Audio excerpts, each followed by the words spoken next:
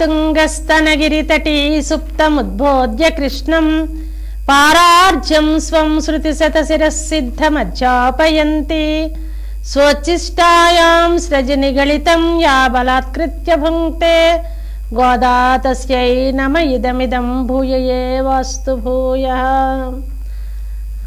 ఆండాళ్ మేలుకొలుపులు కొనసాగిస్తోంది. ఇంకా ఈరోజు లేపబడుతున్న గోపిక మంచి వంశంలో పుట్టింది.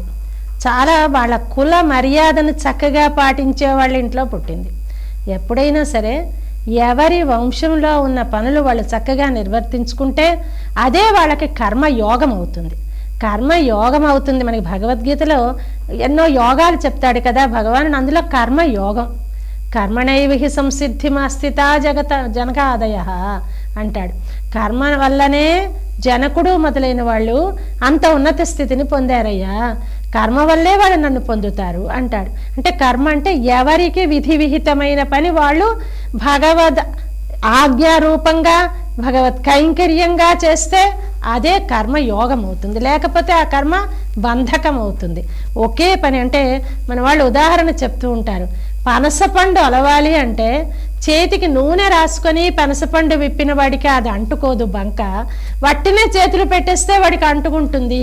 అలాగే ఈ కర్మ కూడా నాది నేను అనే భావనతో కానీ చేస్తే అది నిన్ను బంధిస్తుంది. లేదు ఇది భగవంతుడి కోసం చేస్తున్నాను, భగవద్ అర్పణ బుద్ధితో చేస్తున్నాను అనుకున్నప్పుడు ఆ కర్మ నీకు బంధకం అవ్వదు. అదిగో అటువంటి స్థితిలో ఉన్నటువంటి ఒక గొల్లవారింట పుట్టిన పిల్ల ఈరోజు లేపబడుతోంది.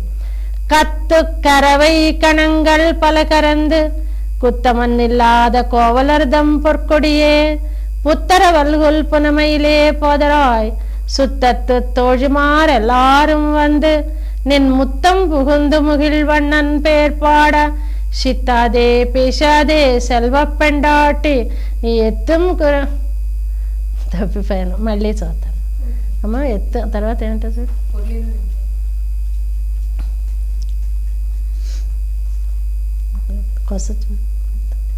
చెప్పు. అంతే కదా. నీ ఎత్తుకురంగు దగ్గర మళ్ళీ చదువుతాను. கத்துக்கரவை கணங்கள் பலகரந்து శతార్ తిరలటి. అయ్యో.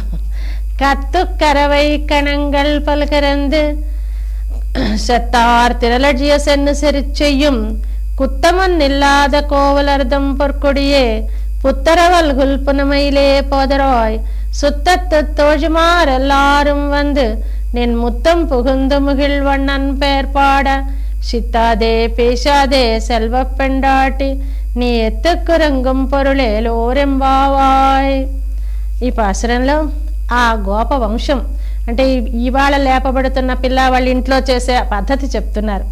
వాళ్ళకిట బోలెడన్న ఆవులు ఉన్నాయట. ఎన్ని ఆవులు ఉన్నాయి అంటే కత్తు కరవై కణంగల్. కణం అంటే గుంపు.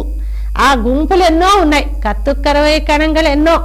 అలాంటి అంటే దూడలు కలిగిన ఆవులు, లేగ దూడలు కలిగిన ఆవులు లేదు, అవే లేగల్లా ఉండే ఇంకా చిన్న పిల్లల్లా ఉండేటటువంటి ఆవులు, పడుచుతనంతో ఉన్న ఆవులు, అలాంటివి గుంపులు గుంపులు ఉన్నాయట వాళ్ళ ఇంట్లో. అయితే ఇది భగవంతుడి యొక్క సంబంధం ఉన్న వాళ్ళ స్థితి ఇలా ఉంటుందండి. అక్కడ పరమపదానికి వెళితేంట వాళ్ళందరూ కూడా ఎప్పుడు 25 సంవత్సరాల వాళ్ళలాగే ఉంటారట. పరమపదంలో ఉన్న వాళ్ళందరూ వయస్సు 25 సంవత్సరాల వాళ్ళు ఎలా ఉంటారో అలాంటి యవ్వనంలోనే ఎప్పుడూ ఉంటారు. అదిగా అందుకే ఇక్కడ ఆవులు కూడా అలా లేతగానే ఉన్నాయి. ఎంచేతంటే గడ్డి తిని పెరిగిన ఆవులు కాదండి. ఆ ఊళ్ళో ఆవులు శ్రీకృష్ణ కరస్పర్శతో పెరిగిన ఆవులు. మామూలుగా తీసుకెళ్తాడు అడవికి, మేపుతాడు. పాపం మేపితే అవి మెయ్యవండి. ఎందువల్ల? కృష్ణుడు అలా మురళి ఊదుతూ ఉంటే మమతన్ మోములు మీదకెత్తుకొని రోమంధంబు సాలించి హృత్కమలాగ్రమునందు కృష్ణునిడి అవి అలా మీదకి చూస్తూ ఉండిపోతాయి. ఉన్నప్పుట ఇది పోనీ ఇక్కడ మెయ్యలేదు, ఇంటి దగ్గర తిన్న గడ్డైనా నెమరు వేసుకుంటాయి, అది కూడా లేదుటండి. రోమంధంబు సాలించి హృత్కమలాగ్రమునందు కృష్ణునిడి అవి ఎలా ఉన్నాయట? బొమ్మ ఆవుల్లా ఉన్నాయట. ఒక దేని మీదైనా పిక్చర్ వేస్తే ఎలా ఉంటుందో అలా ఉన్నాయట ఆవులు. కానీ నిజంగా ఆవుల్లా లేవు, కదలటం లేదు, మెదలటం లేదు. అలా బతికిస్తాయి పగలంతా. మళ్ళీ సాయంత్రం తీసుకొస్తారు, అందరు పిల్లలు తీసుకొస్తారు, కానీ అన్ని కృష్ణుడు ఆవులే తీసుకొస్తే అప్పుడు పాపం పగలల్లా మెయ్యలేదు కదా, డొక్కలు ఎండిపోయి ఉంటాయి. అప్పుడు కృష్ణుడు ఒక్కసారి వచ్చి ఇలా చేత్తో రాస్తాట. రాసేసరికి చక్కగా నిండుగా తిన్నట్టుగా పుష్టిగా ఉంటాయట ఆవులు. అలాంటి ఆవులు కనుక అవి కత్తు కరవై కణంగల్, చాలా వయస్సులో ఉన్న లేత దూడలు కలిగిన లేతగా ఉన్నటువంటి ఆవులు ఎన్నో ఉన్నాయి. వాటన్నిటికీ కూడా వీళ్ళు పాలు పితుకుతారు. ఏమిటి బ్రహ్మ విద్య, పాలు పితకడానికి అంత గొప్పగా చెప్తున్నారు ఏంటంటే, వాళ్ళ ఊళ్ళో పాలు పితకడం సామాన్యం కాదండి. పశువుల కొట్టం అంటే పశువుల్ని కట్టే పాక, అందులో వాటి పాలు అలా స్రవించి బురద అయిపోతూ ఉంటుంది. ఆ బురద ఉన్న దానిలో అడుగు వెయ్యి కాలు ఊనుకో లోపలికి వెళ్ళాలి. వెళ్ళే పాలకుండా పెడితే చాలు నిండిపోతూ ఉంటాయి. అలాగే శిరం పట్టుకోవడమే ఆలస్యం. అలాంటి ఆవులకి, అన్ని ఆవులకి పాలు తీసేటటువంటి వాళ్ళు అంటే వాళ్ళ ధర్మాన్ని వాళ్ళు చక్కగా నిర్వహించేవాళ్ళు. మన దేశం, భారతదేశం గొప్పతనం చెప్తారు. పాడి పంటలు పొంగెనిక్కట, ఆదికావ్యం బలరనిచ్చట, బాదరాయణ పరమ ఋషులకు పదుసుమ్మిది చెల్లెలా అని రైప్రోలు వారు చెప్పినట్టుగా మన దేశం పాడి పంటలకి సమృద్ధమైన దేశం. ఎందువల్ల? కృష్ణ సంబంధం వలన. అలాగ వాళ్ళు వాళ్ళ కర్తవ్యాన్ని నిర్వర్తిస్తూ ఇంకా శతార్ తిరలజయ, ఇంకా వాళ్ళకు ఉన్నది ఏంటంటే శత్రువుల మీదకి ఎదురు వెళతారు అంటారు.